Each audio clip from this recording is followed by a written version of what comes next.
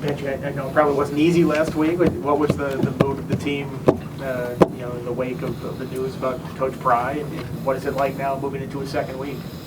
Yeah, for me personally, when I heard the news, I was sad. I was part of the class that was kind of in the transition period between Coach Fu and Coach Pry.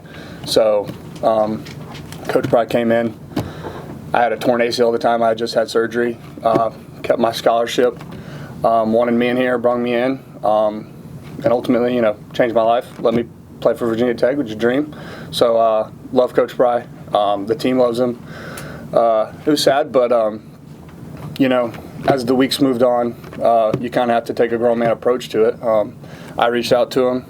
He texted me back, just kind of letting him know, being very appreciative of him and what he's done. And a lot of other guys did too, and a lot of other guys feel the same way. So, and then as the week went on, you had to kind of compartmentalize emotions and feelings. And with Coach Monty at the helm, we had to just kind of refocus and relock in of what the ultimate goal is. Damon. Kelvin told us on Saturday after the game that when the announcement was made and you guys met, he walked over to the door at the Merriman Center and said, "Hey, here's the door if you don't want to be here." Was it good to see everyone, the vast majority of this team remain committed? And as a captain, did you expect anything less? Yes, it was good to see that, but it wasn't surprising because I know the kind of team we have. We're very mature.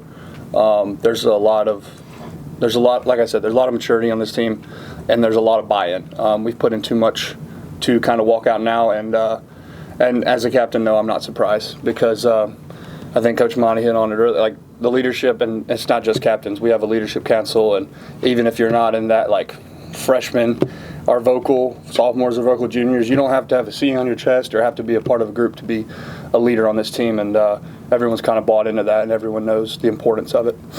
Dave, too. With Coach Monty, can you tell that he's done this before?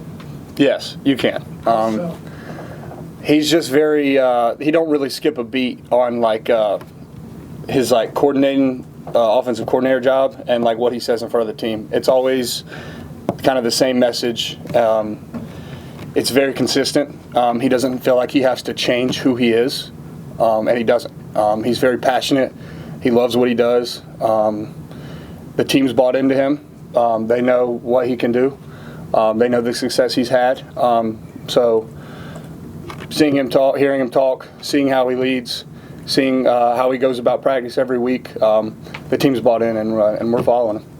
how has he approached things? It's got to be difficult for him, too, because he faces uncertainty, but now he's tasked with leading this group.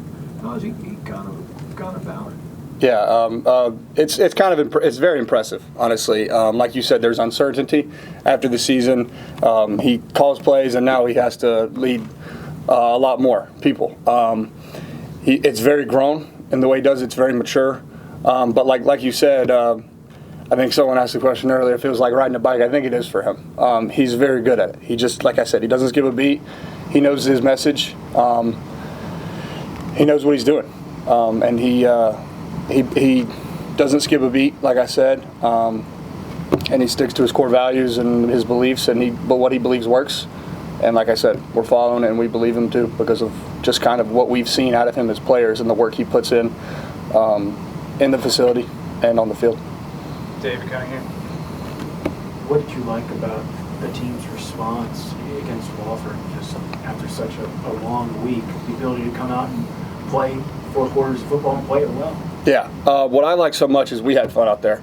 That was kind of my message to the team on Saturday, throughout the week, is just have fun. Like, these guys, you've put in so much work with these guys. You go through so much things, and then last week to happen, there's no reason that we can't go out there, play football. And what Coach Monty's message was Saturday, which really hit home to me, is think about when you were a kid and the joy you had playing this game. Think about the first time you stepped into the field. You're 8, you're 9 years old. For me, I was 7. And that resonated with me. And just seeing guys go out there, especially guys like Devin Alves, I was just grinning from ear to ear after that, just because I know these guys put in so much work. And to see the team go out there, have fun, fly around, and just play ball. Just go out and play ball. It was great. We had so much fun. What about playing with this group makes it so fun?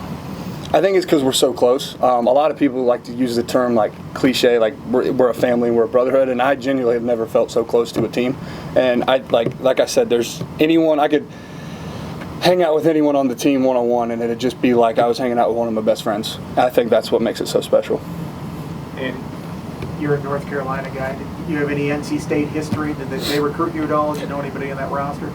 They recruited me, yes. My brother Steven actually was verbally committed there his senior year of high school before flipping to UNC. So I've been there a few times. Before I transferred, the high school I played in North Carolina for 3 years actually scrimmaged the high school that I think their running back went to, Smothers. He went to Vance. I went to East Surrey.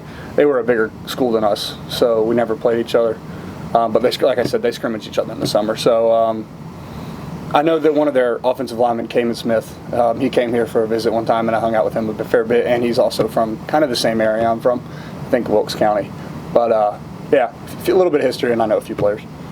Just your thoughts on starting ACC play. Is there an eagerness on this team to get into the conference game? Yeah, and I think Coach Davis, my position coach, put it best. This is a new season. You have your 4 non-conference games. Obviously, you want to win all of those, but now conference play starts and the whole thing's wide open. And I mean, y'all seen what's going on in this conference. There's a lot of ifs, ands, and buts. So there's a lot of things going out. There's a lot of things going up for grab, and we have to come together, stay together, and yes, there is an eagerness to start ACC play because it's a whole new season. Let's take a couple on Zoom. On Zoom, we have a couple minutes for questions for Benji. Any questions on Zoom for Benji? All right, Travis. All right, Damien.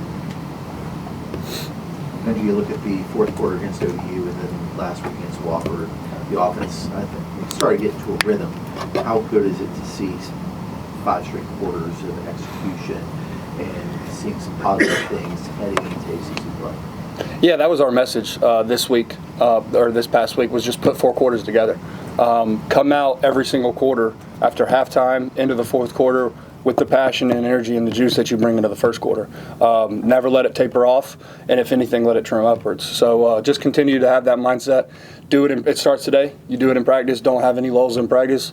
And then going 1-0 every single day. Doing that every day, and then Saturday just becomes second nature to grind for 4 quarters. Thanks, Benji. Thank y'all. Thank you.